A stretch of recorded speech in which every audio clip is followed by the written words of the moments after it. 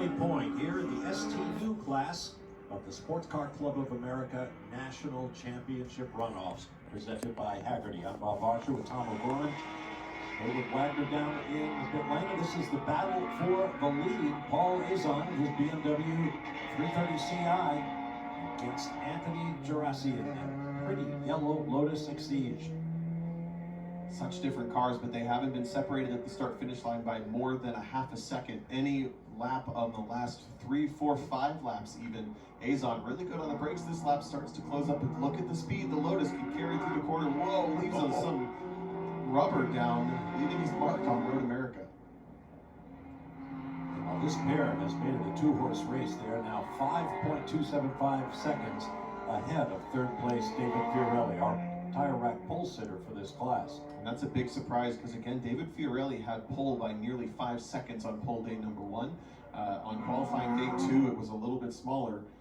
But here is that big moment from Anthony Gerasi, and what you can't see on TV is just how big the ripples are on those curbs. So the moment you hit them, they really start to upset the car. They really test the suspension. You have to be careful about using them too much, because they will eventually break some. And we've talked race after race about that extra bit of pavement off some of the corners, but when you get to the end of it and you reach the dirt, it can be dramatic, let's say. So I think part of what Anthony Gerasi was doing there was trying to avoid going onto that dirt. Yeah, it's kind of picking the lesser of two evils, that's for sure.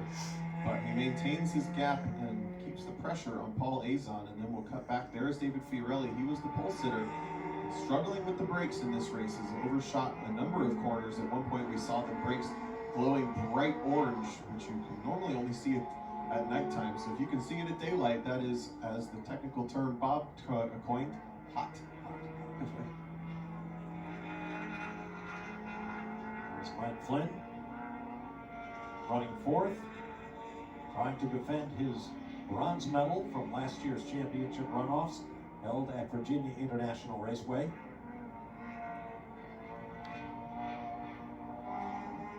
Another track that, like Road America, really asks a lot of the race car.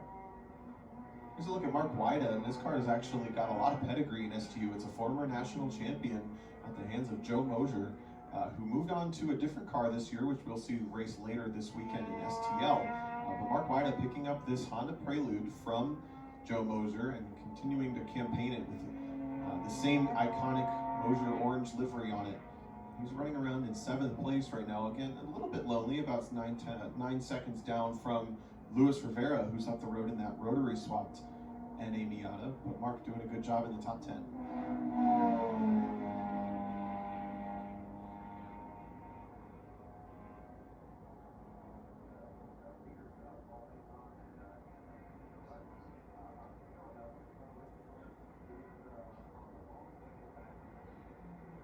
Number 17 is Whitfield Gregg from Bellevue, Washington. Somehow, if my notes are correct, he's running out of the New York region, go figure, in that 99 Mazda Miata. 14th experience of the runoffs for Gregg. And this is a little bit more of a seat time experiment for Whitfield Gregg than it is a competitive endeavor, as that is just his spec Miata that he double dips into STU because it's fun. And why not? Why not race twice when you could race once? Just figured out what that tripod on the roof of the car with some kind of a GoPro camera or something. I imagine it might be a 360 camera. Whoa, look at that big moment for Paul Azon, a little bit sideways coming through the kink, which is always a pucker moment. Still full of yellow Lotus in his mirrors. See the BMW hunting around a little bit, hard on the brakes. Trying to look at the hood and see if that car has dislodged its hood just a little bit more. I saw the driver's side was lifted a bit at the beginning of this race. It looks like the passenger side is lifted a little bit as well. It's not flapping, so I'm sure it's okay. The seams are widening. Of course, the worst thing that could happen is the whole thing flaps up, wraps up over the front of the windshield, and the driver can't see where he's going. That would be disaster. Just behind, though, Anthony Gerasi, as you mentioned, kind of caught the end of the curve. You saw the whole car kind of bounce. That could be really hard, or even worse, break something on the car. Still running strong.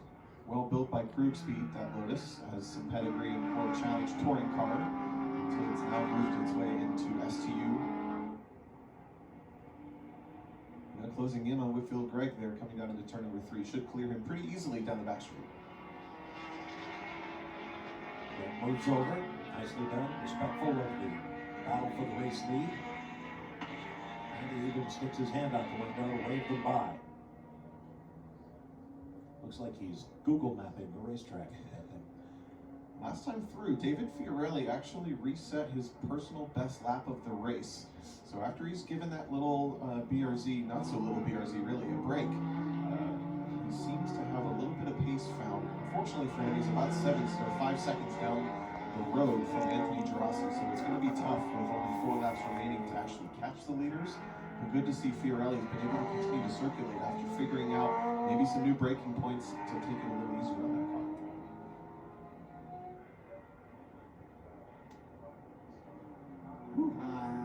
Close moments. Greg trying to get out of the way again, went to the right, and so did Fiorelli. Best thing to do as a lap traffic car is to just stay where you would normally be, make yourself predictable, or do as Whitfield Greg did the last time down the back straightaway, give a nice point by, let them know where you want them to go. And this battle isn't going anywhere. Nope.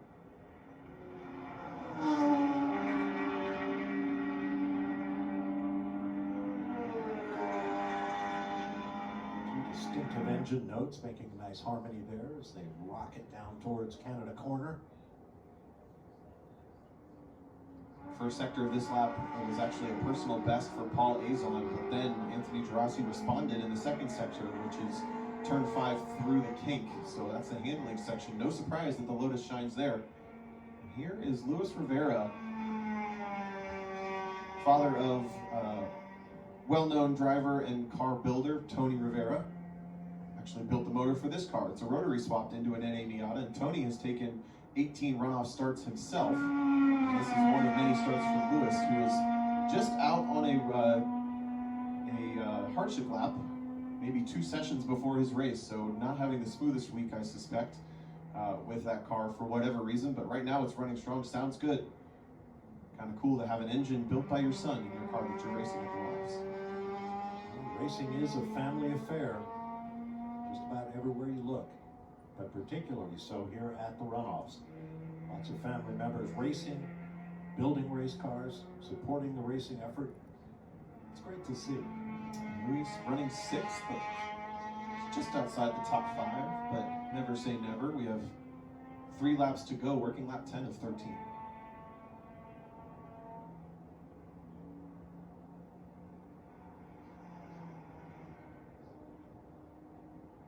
Beautifully turned out Mazda MX-5 for Jorge Nazario.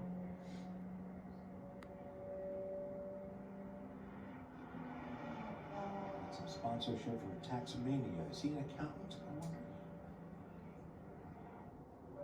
Or maybe it just uses one. Not sure, but he does have no es fácil racing on the nose. It's not easy racing.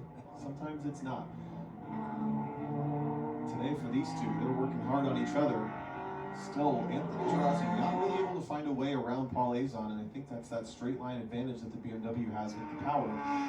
The Lotus able to hang in and just kind of sit there, be, again, a nuisance, but can't quite figure out where to go with it.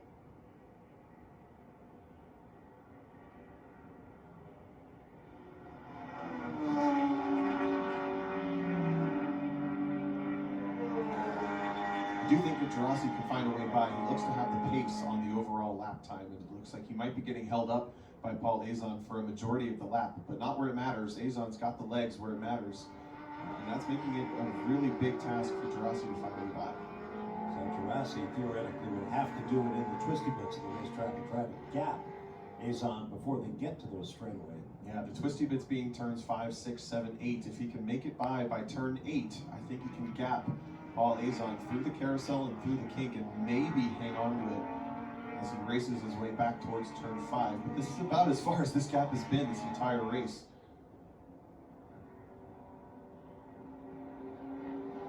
Is what you're talking about. The BMW just draws away by a length or two. He tapped the brakes a few times there. So wants to make sure he has them before he gets to 1, I suppose. Before he heads off into the scenery, the way A.J. Foyt did many years ago in an Indy car, and buried it out near the fence. There are many endearing ways to be compared to AJ Foyt, the race car driver, but I don't think that would be one that Paul Aizon's looking to have. Exactly.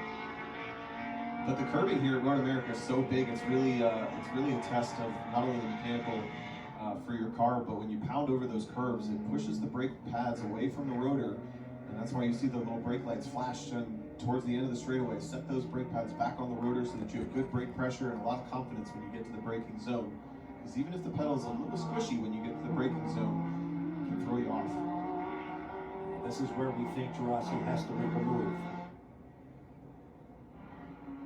Watch him get closer through each of these corners. He's trying so hard. That's not going to help him.